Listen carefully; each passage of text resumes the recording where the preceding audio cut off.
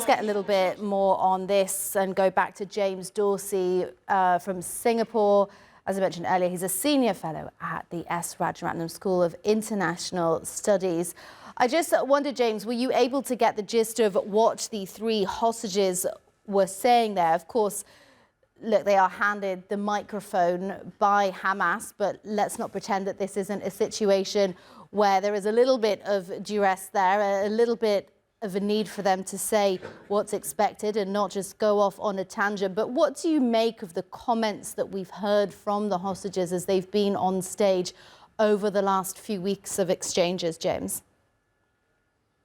I've only heard what your correspondent in Jerusalem told us that was said, and that was that they wished that the time was running out, that the rest of the hostages should be released.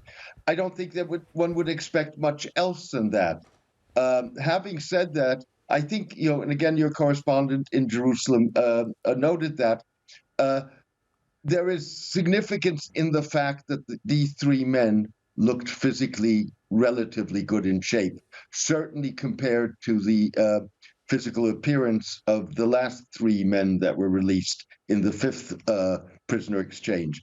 It was their condition, the perception that they were emaciated, that they potentially had been starved.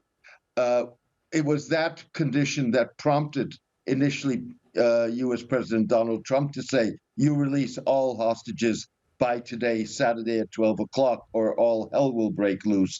And that being echoed by the Israeli Prime Minister Benjamin Netanyahu. So the fact that these men looked in relatively good condition, seemed to be speaking in loud, clear voices, I think that was part of the symbolism and the messaging that Hamas wanted to convey.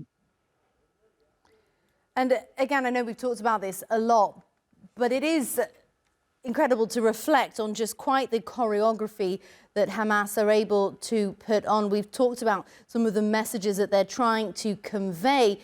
Some would watch these and think, gosh, it's remarkable that after 15 months of conflict, after being bombed repeatedly over those months, that they're able to come out with so much discipline, with so much organization, with what look like new uniforms, new weapons. How are they actually able to do that, James?